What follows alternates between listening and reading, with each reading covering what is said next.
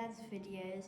Make sure to share this video with family and friends, like and subscribe, and turn on post notifications so you get notified for all my dad's new videos. My social media will be tagged down below so you can follow it. And just remember, Jesus loves you.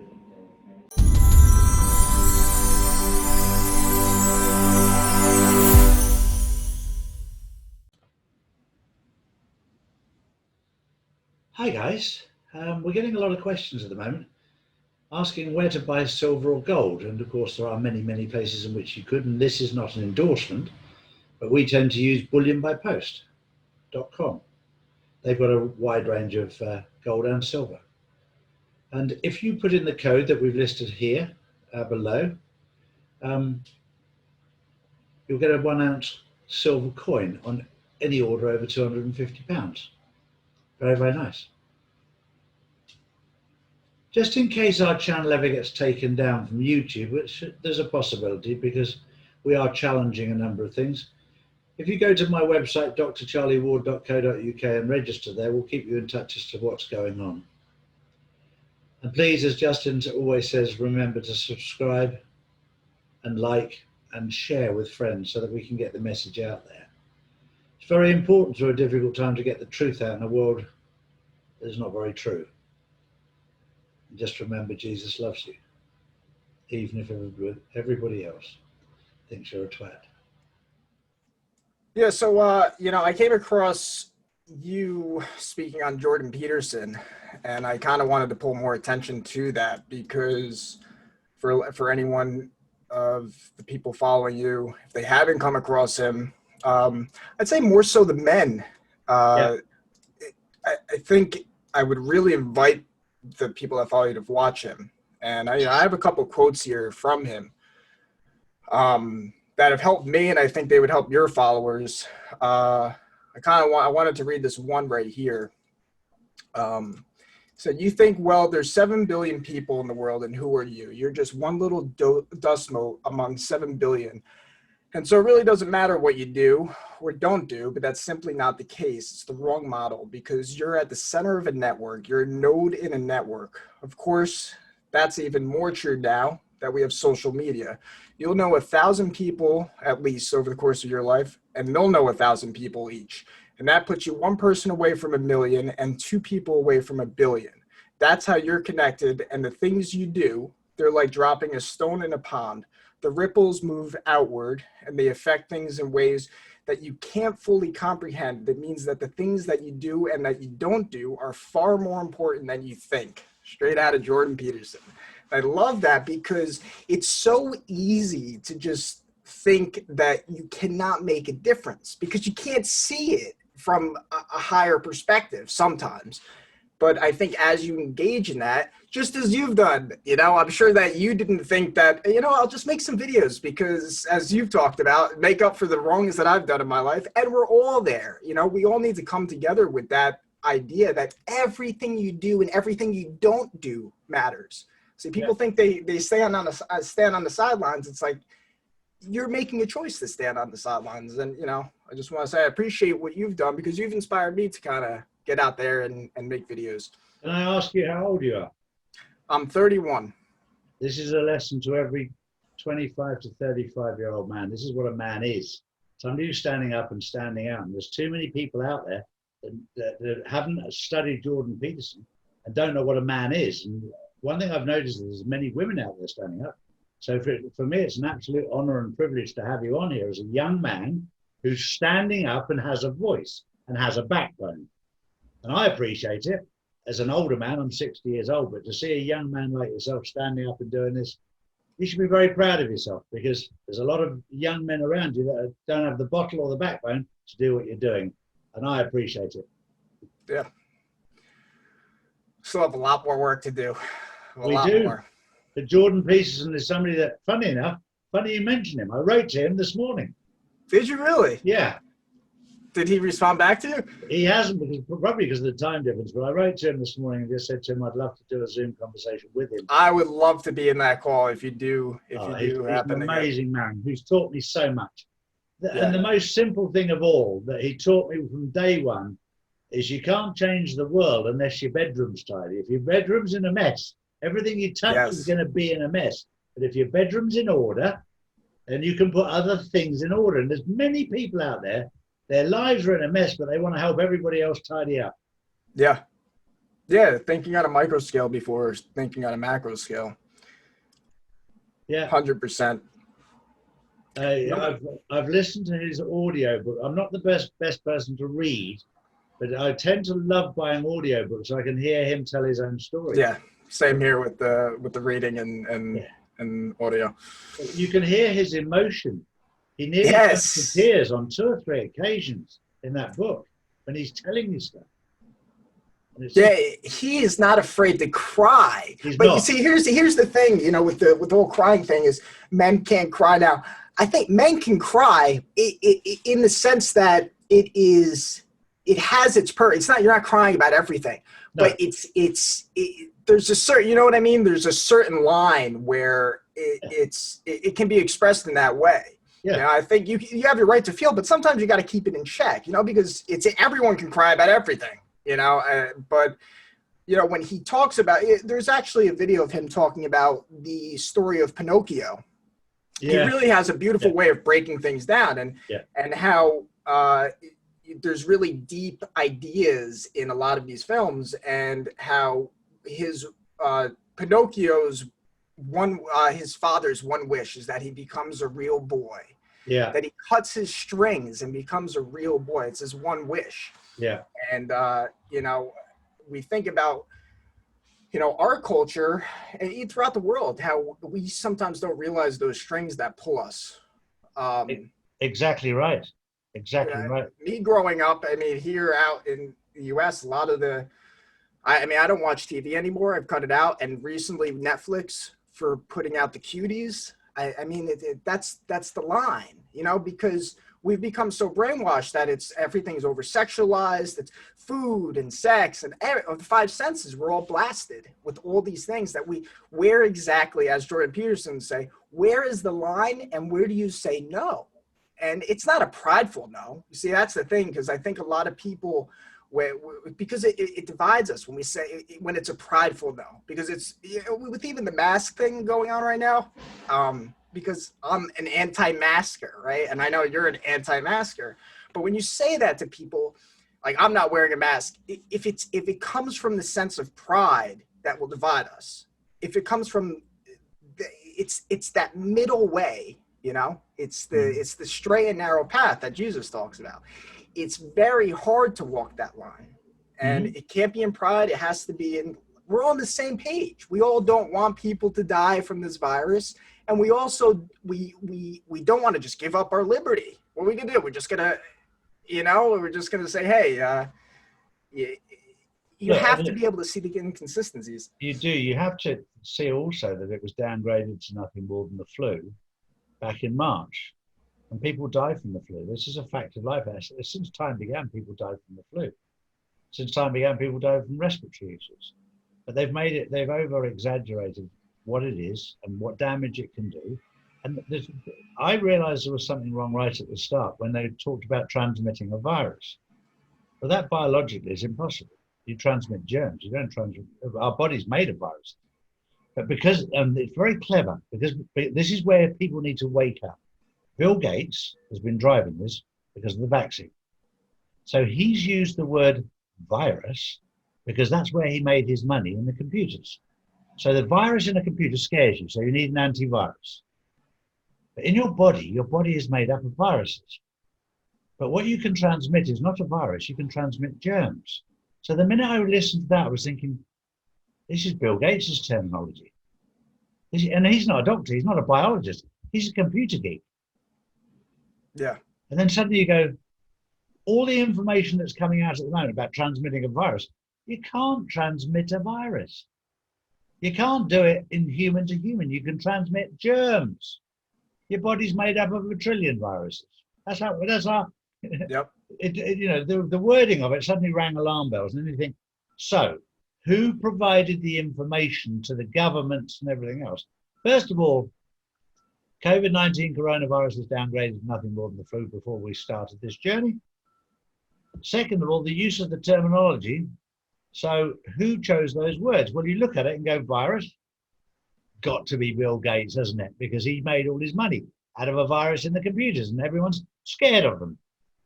Whereas the actual conspiracy theorist, Charlie. Conspiracy theorist. You're a conspiracy theorist. I mean, that's the pushback that we're getting because people are, and that's a term I despise. When you say someone's a conspiracy theorist, you dismiss what they're saying. The thing is, I'm not, because I'm basing everything on fact. No, 100%. I agree with you. Fact is everything that's happened in the past, Michael, and everything that's happened today.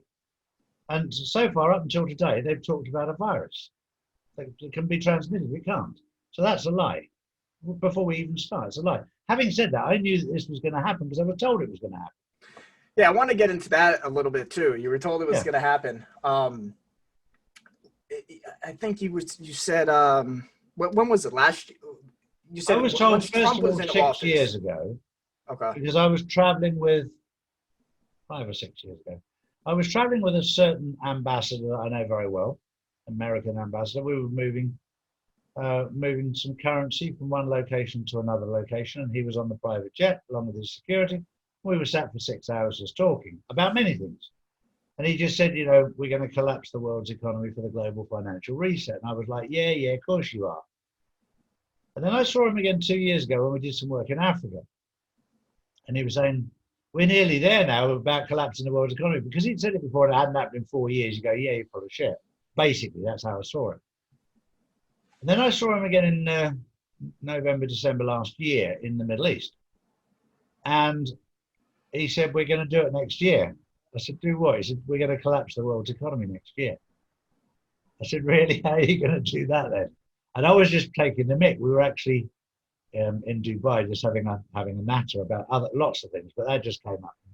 So how are you going to do that then? So wait and see, Charlie, wait and see. We'll collapse the economy next year. And I'm thinking to myself, yeah, whatever.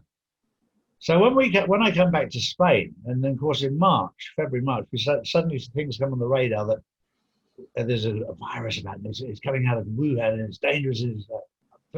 First of all, the first thing that blew me away was how it targeted every other country in the world but missed Shanghai and Beijing. That tickled me pink. Oh, it's got a homing device and it only heads in certain directions and it attacks certain things, but it misses Shanghai and it misses Beijing completely. It's like, that's a brilliant virus. That's a clever one, that one.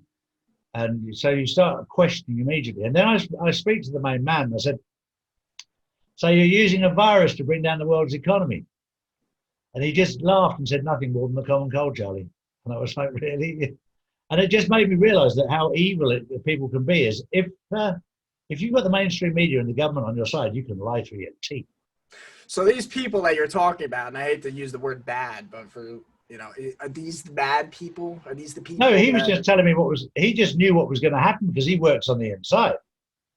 So it wasn't a question of good or bad at that time. They were just collapsing the world's economy at that stage.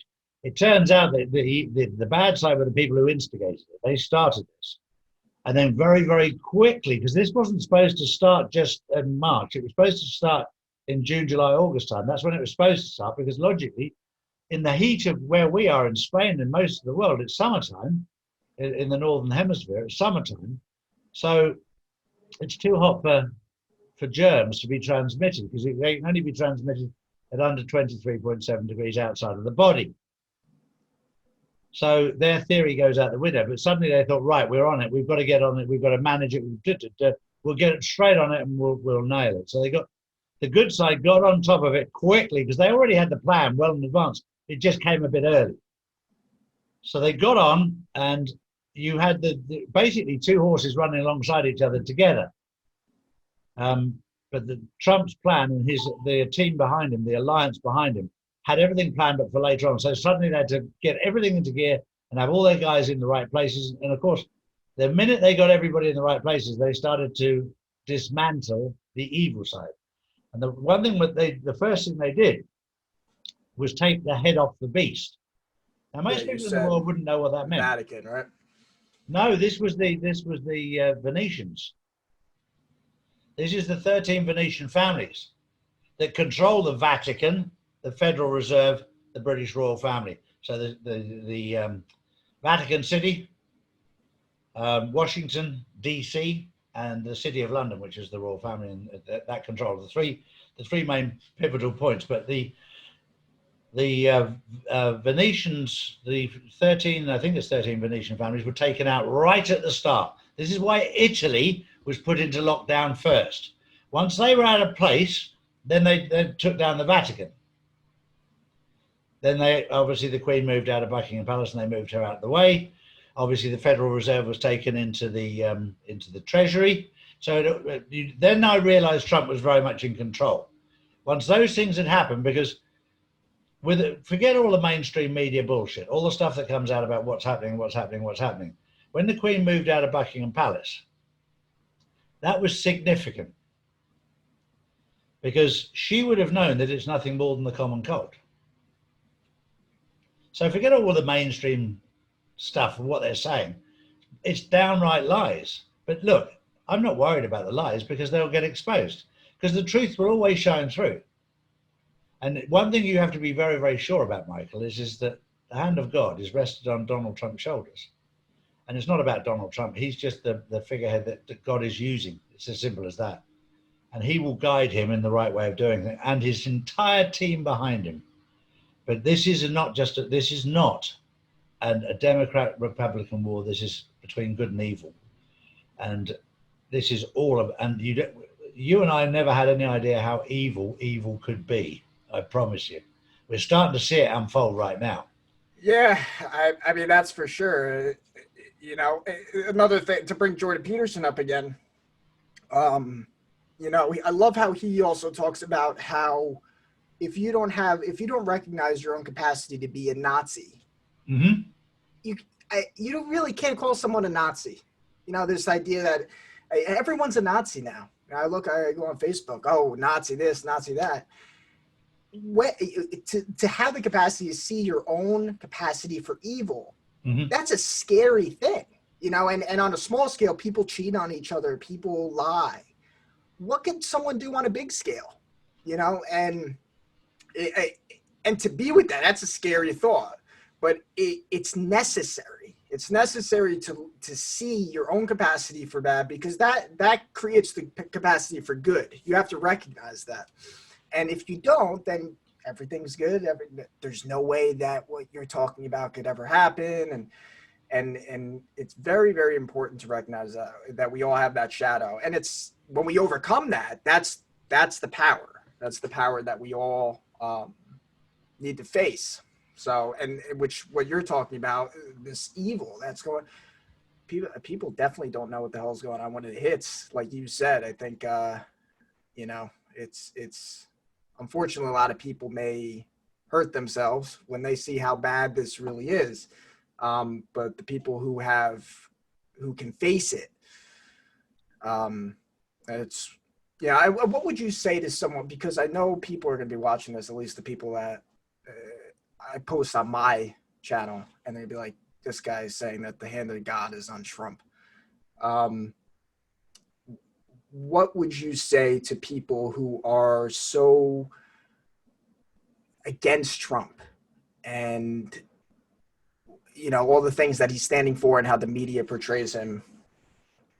A lot of these people are very blind as to what's really going on, because you sometimes need to step back and look at what's happened. This is the first president for 35 years in his first term of office who's not gone to war against anybody. In fact, he's brought peace. He's done peace deals with Bahrain, with the United Arab Emirates and Israel. He's brought peace. With Kosovo and Serbia, he's brought peace. He's gone the opposite way. He's saving women and children from trafficking. He's saving children from paedophilia. Explain to me what there is not to like about him. He's made America great again. He's got people back into work. They're making money. It's because of this identity politics that the left has bred into us, that you have to hate him for his floppy hair. And he made a comment, with respect, Michael, when he was your age. You and I Yeah. made some comments when I made some comments when I was 30. Oh yeah, absolutely. Yeah, I think that's a very good point. You know, if you try to find bad on somebody, if you try, I'm sure you know. I mean, if you try to find dirt on someone, if you try to find dirt on me, you'll find dirt on me. And it's important. You have to. We have to be able to. And listen, there's different lines, right? I mean, if you cross certain lines, it's understandable. But if you're gonna talk, if you're gonna certain things that he says, you know, I don't want to. We've all said things that we're not proud of, you know, and I think we need to hold those people accountable. You need to keep people in check, you know, in the right time. But to just find dirt on people is you're just seeing, you know, you're seeing the stain on the window instead of the beautiful sunset. You know, Yeah, even blind people could find dirt on me, I promise you. you can find dirt on Gandhi, Exactly, you know, exactly. which actually I have a quote from him, which I wanted to talk about with you. I have it written down here. Because he's another one of my heroes. And you know, I don't know. I've seen a lot of like hate on him too. There's a lot of criticism. But the one thing I really admire is, and I think a lot of people don't understand about Gandhi, was that he admired the Spartans, and that he was actually more of a fan of soldiers than he was of cowards. And I just wanted, it's a little bit of a mouthful here, but he goes, my nonviolence does not admit of running away from danger and leaving dear ones unprotected. Between violence and cowardly flight, I can only prefer violence to cowardice. I can no more preach nonviolence to a coward than I can tempt a blind man to enjoy healthy scenes. Nonviolence is the summit of bravery, and in my own experience, I have had no difficulty in demonstrating to men trained in the school of violence the superiority of nonviolence. As a coward, which I was for years, I harbored violence. I began to prize nonviolence only when I began to shed cowardice. Those Hindus who ran away from the post of duty when it was attended with danger did not do so because they were nonviolent, but because they were afraid to strike.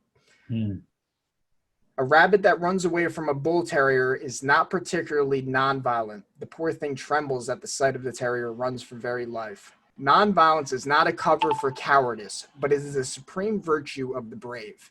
Exercise of nonviolence requires far greater bravery than that of swordsmanship.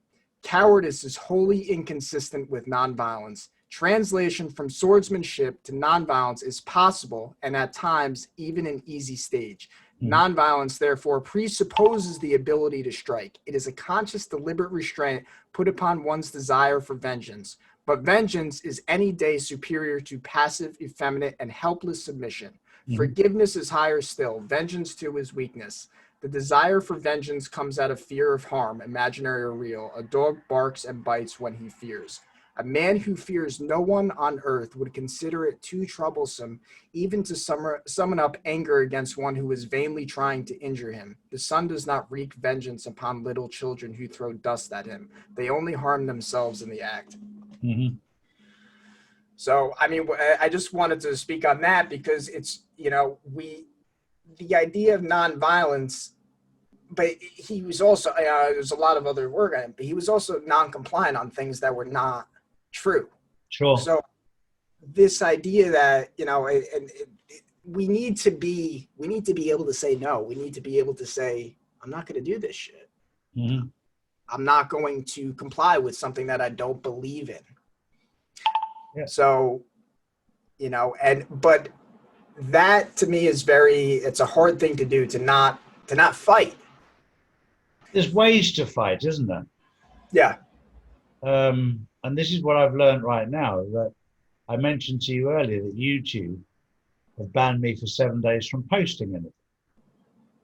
And so I've set up a new YouTube channel. I've set up a BitTube channel. I've set up a brand new YouTube channel. I'll get my message out there one way or another. It's very interesting also that the fact checkers have only ever come into play when the truth was coming out. They weren't around when the truth wasn't out there. Yep. We're living in a fascinating time, but You're absolutely right. There's ways to stand up and fight without being fisticuffs.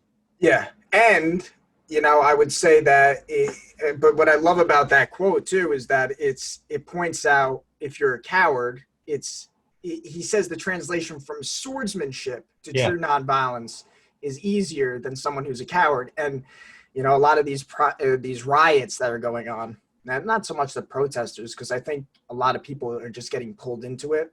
Yep. And I think a lot of the protesters, I think they're being pulled into it for the wrong reasons. I mean, I think there's a lot of work that we all collectively have to do, because there's a lot of sickness. There's a lot of sickness in our movies. There's a lot of sickness in the media that's out there. And, I think a lot of people don't know they just say tear it down, and there's better ways to do it.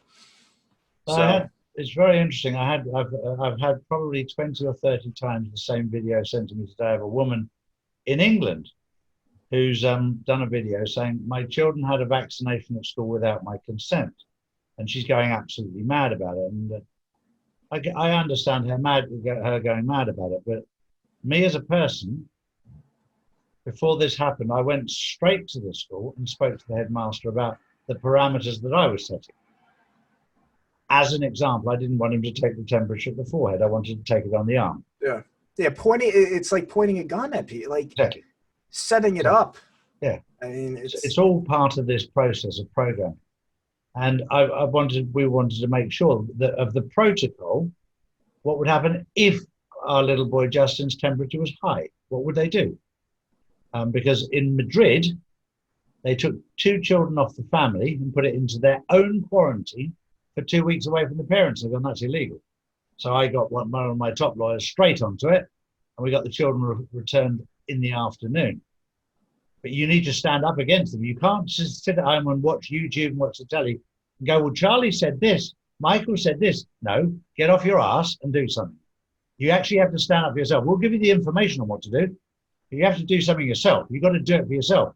And maybe they need to take your kids off you. Maybe they need to inject 1 or 2 of them for you to get off your backside and do something. Because at the moment, there's too many people sat at home doing that absolutely nothing. Absolutely nothing. We're giving them the advice. Michael is a young man who's standing up and telling you what we need to be doing. And we can only tell you what to do. We can't do it for you. There's a lovely, lovely saying about the man who complains at another person who said you need to put a mask on.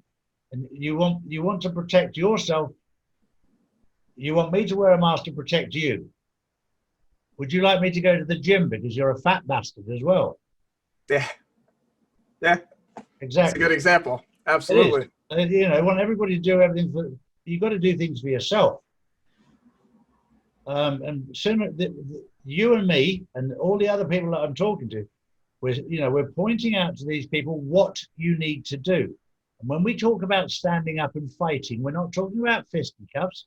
We're talking about making the effort to go to the school, talking to the headmaster or the headmistress or whoever it is and asking what the parameters are and saying, my child will not be coming to school if you go outside of those parameters. That's what the fight is about. It's not going up there and punching his lights out because of the fact he's injected your kid without you say so. It's your duty to go and find out. And if you can't go, make a phone call and find out what the parameters are. I personally, I much prefer to go and see face to face so I can look in your eyes and see if you're lying to me. But he was very, very good and very straightforward to me as to what the rules were, what the parameters were. He said, look, if your child has a temperature, we will phone you immediately and ask you to come and pick him up. And then he won't be allowed back in school until he's got a medical certificate.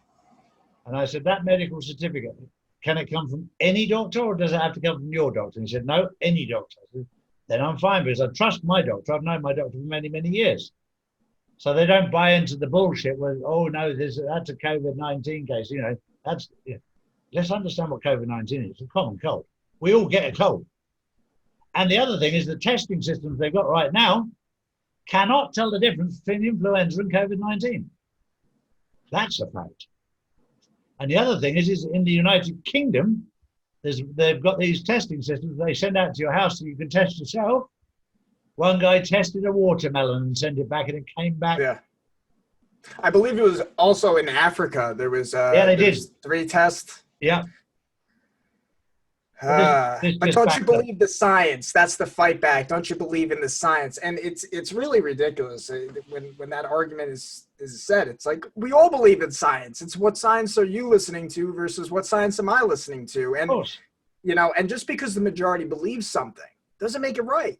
No, it doesn't mean it's true. It's more important that you understand it. Like this idea, for example, the idea of global warming. It's so easy for me to guilt people into saying, don't you believe in like, of course, if I'm hurting the planet, I want to do whatever I can, you know, that I can help it. But if the majority of people, you know, where's the money? Where's the money flowing to? What's going on? You know, I had that very debate this morning.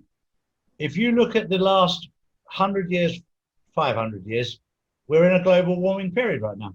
We are. You look at it 1,000 years ago, and we had the same 1,000 years ago. And it keeps going around in circles. And yes, the planet changes. The planet changes. There wasn't all these complaints in the Ice Age because we didn't have all the information that we have now. Yeah. But now we have more information. We're in a big cycle. And we'll go through the cycle where it will be a bit warmer. And like the interesting thing is it went very, very quiet this year in the winter that's just gone by, you know, 9 months ago, on the polar ice cap that was melting. There was 22 or 21 or 22% more ice than they'd seen in the last 20 years. And nobody knew why. They couldn't explain it, so it all went rather quiet. But I just have a very, very simple belief that God made the planet and he made us. And as much as we think we're very, very, very important on this planet, we're very, very small in comparison. And if we can't look after the planet, God can very easily put it right. Very, very easily. Yeah. Because he made it. He made it in the first place. And he's very, very capable. He wants us to look after it. Of course he does. And he'll teach us that. But if we're incapable of looking after it, I promise you he'll look after it. Fair point. But no, we're living in amazing times. And I think a lot of young men who are watching us, or if you're a young woman and you're engaged or married or living with a young man, maybe you need to introduce him to Jordan Peterson, because it will help develop a backbone and a spine and realize you can stand up for being a man without being physically violent. It's got nothing to do with physical strength, having a backbone and being strong. It's to do with standing up for what's right. And this is what women in the world actually want. They want men who stand up for their rights and stand up for the truth. That's what women want. They don't want to marry a wishy-washy jellyfish. They don't want to live with a jellyfish. They want to learn, you know, go back to the old days where the man was the provider, who was the grafter. Who came in. I came up from that environment. My father worked all the hours that God sent. My mother worked even harder, but at home looking after 5 children that she produced in 5 years. Yeah. And the ability to say no, we need that. We need that ability to say no. And that's what Jordan Peterson also talks about as well. You just look up Jordan Peterson. I think you can type in Jordan Peterson hell, because he says if you don't have the ability to tell someone to go to hell, you have nothing. And you have to be able to, there has to be a consequence behind it. You can't just say no. You say, if you continue to do what you're doing, something that you don't want is going to happen. And it's not this threat. It's if, you know, you work for a company and you say, if I don't get a raise, I'm going to quit. And have value, have something behind that. Yeah. So, because otherwise I'd like a raise. No, I'm not giving you a raise. Okay. There has to be that, you know, there has to be that transactional thing. If you do, you know, for example, the policies in your school, in the school system, if you adhere to this policy that I believe is wrong, I will pull my child from this, you know, and you have to be able to make some noise on that. Yeah. No, it's going to be very, very interesting to see how this all plays out over the next weeks, months. We're coming into a very critical phase now. The next few weeks, next few days, next few weeks are going to be very, very interesting. Lots of things are happening behind the scenes. Yeah. There's a lot of movement. One of the things that I wanted to ask you too, I see a lot of this, the XRP talk and all that. And I know you've mentioned it before, but I kind of wanted to touch on it. I'm very hesitant about just digital currency. And it's funny because I used to be a big fan of digital currency. I was like, oh, it's the new thing. I was telling everyone about it. But, you've mentioned that there's also going to be cash, physical cash. Is that'll run parallel with that? Because I think that's very important, because I think straight digital currency, it's good, I think. And I don't like to dismiss anything. I think we can all agree on that, but there will be cash as well. Yeah, there certainly will be. And this was something that they were discussing at length and depth, because there's still a huge percentage of the population in poverty that don't have digital aids. They rely on cash. India, Africa, China, Russia. You go into these and Asia as well, in lots of parts of Asia. You go away from the cities into the countries. They've never seen debit cards, credit cards, or online banking. It's all cash, and that's a big number. So Donald Trump would never ever want to jeopardize the poorest in our world or our society. He'd make sure that was right. The digital currency will be used a lot for business, for people who want to use it. The information I got was quite simple, because I don't know anything really about digital currency, cryptocurrency, blockchain, whatever. All I was told was that the system that they were going to use was XRP as a system, and it would be gold backed.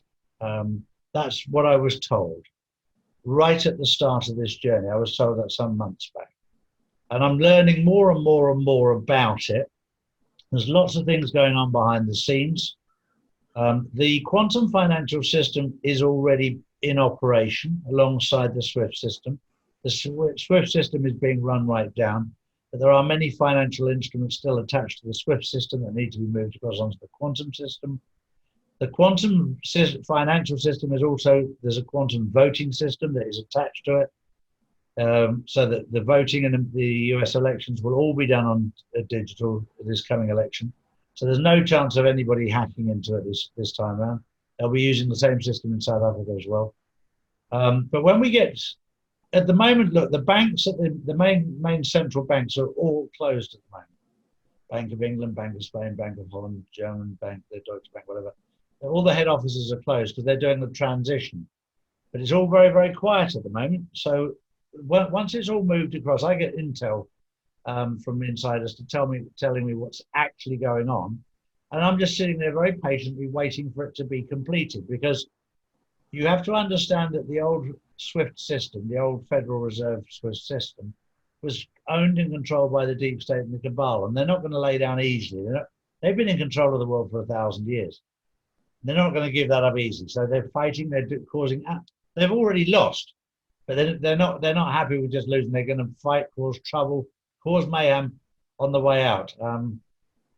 Yeah, we're watching the end game, but it's messy, it's dirty, it's not nice, but it's happening. But you don't need to panic or worry. We're moving into a far better place, where the new monetary system will provide everybody with what we need. But there will certainly be cash for the foreseeable future. There was talk, is it 10, 20 years? Nobody knows that, because we're in the next phase now, the quantum financial system, and we'll see over the next 10 years as to how well that works, as to do people still need cash around the world or not?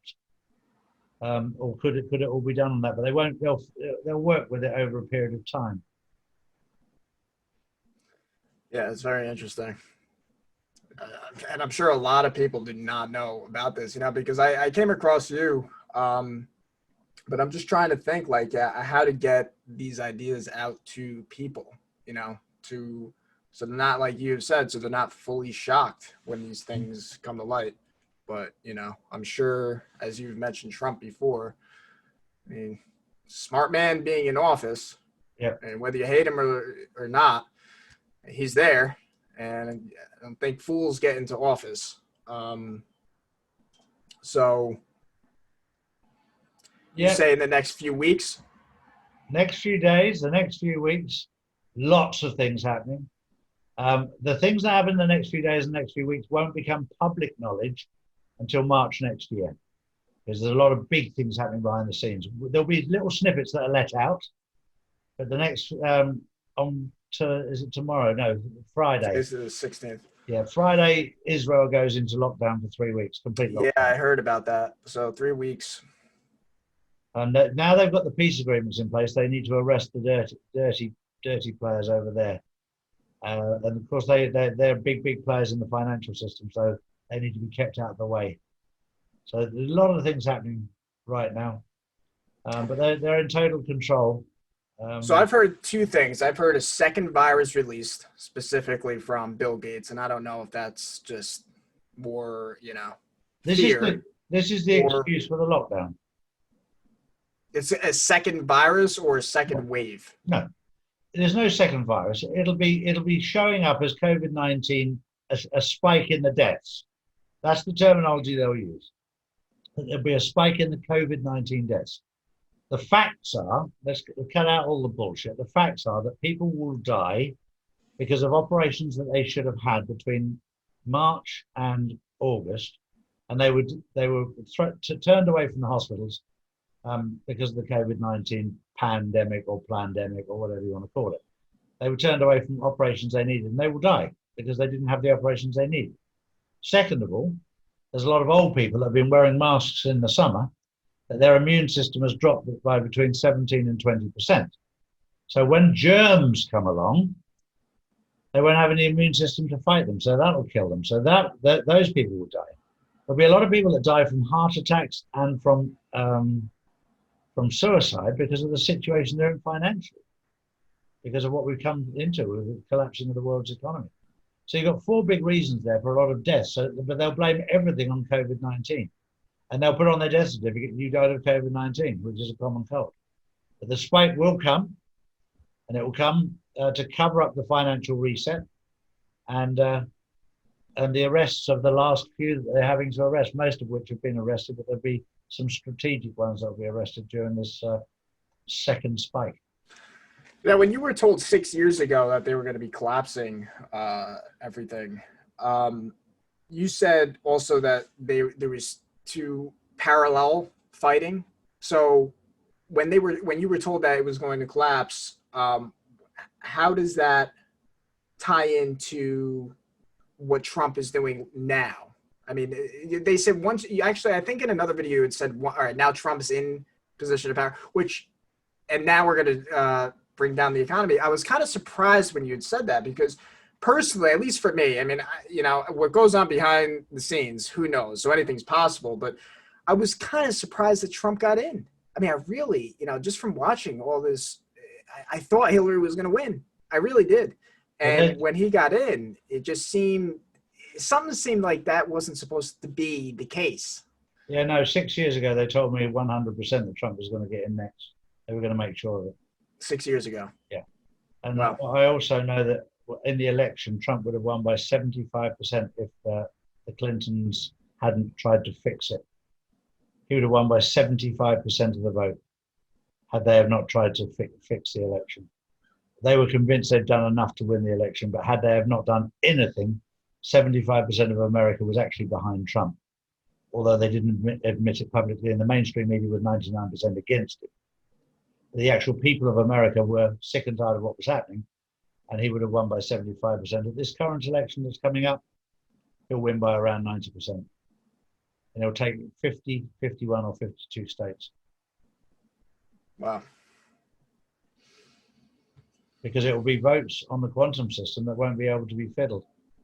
Because at the end of the day, most Americans are actually fairly clever. So at the end of the day, it'll come down to two things. Have I got a job and have I got money in my pocket? It's quite simple. It's not rocket science. That's why we vote for governments, to make sure that we can afford to feed our families and have a roof over our heads. It's not hard. And that's what he's done for America. He's got them back on their feet business-wise. There's more people working. There's more people with money in their pockets, and that's what people care about. Now, the second lockdown, you think how long would you be able to say how long that would be? I think my gut feeling would be anything between 10 days and 3 weeks. 10 days, 3 weeks. That's just my gut feeling. That's just a Charlie feeling. I've got no hard evidence on that, other than the fact that Israel have stated they'll be in lockdown for 3 weeks. So that's what gives me my maximum line. If it's going to take 3 weeks to drain Israel, then what they've got to do is they've got to do some serious work there. So Spain, England, America, Canada, South Africa, etc. I can see that anywhere between 10 days and 3 weeks. But let's see. This is only Charlie's view at the moment. Based on the information I'm getting, I would suggest that would be a fair guess. Yeah. And, I think, is there anything I'd like to ask if, for people who are watching who are asking, what can I do other than saying, obviously saying no to things that are wrong, not complying with rules that are bullshit. But what would you say to someone who is, what can I do as far as, making this world a better place? Would you invite people to make videos, or what would you say? I think the most important thing is to question me, question Michael, question everybody, and then do some research. And what I've done is I've taken research from 2, 3, 4 different sources, and then I put it inside myself, and I trust my own intuition as to what's right, because I've reset my moral compass. So my moral compass is very, very accurate at this moment in time. I think you need to trust in God. And when you find information, there's an old, very simple saying: if it looks like shit and it smells like shit, it's probably shit. And there's so much stuff out there at the moment that looks like shit and it smells like shit and it's definitely shit. And yet we're taking it as being, oh, well, that's a, if you look at the masks that people are wearing, and then they wear them just on their chin, under their nose. That's like wearing a condom on your bollocks. Absolutely useless. These people, there's so many things that just don't make any sense. And there are so many inconsistencies here in New Jersey. I mean, we don't have the gym open. And when they did open the gym, it was 25%. And 25% of people. And then, they opened schools a little bit. I was just at my nephew's last night. He's on one day, off another day, off the next day. It doesn't make sense. I mean, there's so many inconsistencies. I actually saw an article recently that said, what protest you go to will determine the spread of the virus. I mean, literally. Yeah. And also on Forbes, see, this is another thing. On Forbes magazine posted literally on their site. I want to bring this up. Forbes had a article that said, don't do your own research. Yeah, no, that was on Sky News as well. Oh, okay. It was, all right. Don't do your own research. We've already done it. Wow. Trust us. When they have to put adverts out like that, you're in trouble. Or they know they're in trouble. Oh, yeah. For anyone watching, go on Google or DuckDuckGo. Forbes, don't do your own research. You must not do your own research when it comes to science. Yeah. Ridiculous. They know they're in trouble. They know they're in trouble. And some of the stuff they're putting out there, you couldn't make up. It's like even the British government the other day came out with something, and they were saying, we've kept it simple for you. We can only have 6 people in a group, 6 foot apart. It's all the 6s. And people go, yeah, okay, I remember 6. And he's like, 6. Okay, yeah. Yeah. You couldn't make it up. It's so ridiculous. But look, I was told at the start of this that the governments have been told, create confusion and fear so we can do the global financial reset. They've done a really good job of it. They've created complete and utter confusion and fear. Yeah. Part of me is skeptical. I got to be honest. Part of me is skeptical that this is, it's all going to work out perfect. It sounds good. It sounds good. And, I think that's where what you say is seek God and definitely trust. And what Jordan Peterson, I'm sure, would say if he was here is, when people say trust in God, what do you mean by God? And that's important because I think a lot of people just think of it as, you know, guy in the sky, but I think it's so much more deeper than that, you know. Yes. And at least me growing up, it was just like, Jesus is nice, love Jesus. But when you really understand that capacity, you know, what we need right now is that wisdom, that true wisdom. I mean, he was without sin cast the first stone. Mm-hmm. You know, that kind of wisdom needs to come. And forgive them, they know not what they do. We have a lot of that right now. Yeah, yeah. So, yeah. Well, for Michael, sure. It's been an absolute pleasure to talk to you this morning. Pleasure with you as well. It's lovely. For me, it's absolutely lovely to talk to a young man because most of the people I'm talking to are women. So it's nice to I've have seen some that. men. Exactly. But it's lovely to have men who stand up and have a backbone. You're an example of that, which is absolutely brilliant. Absolutely amazing. You as well. You're still going strong at your age. I appreciate it. I'm 60 years old and thoroughly enjoying it and ready for the fight.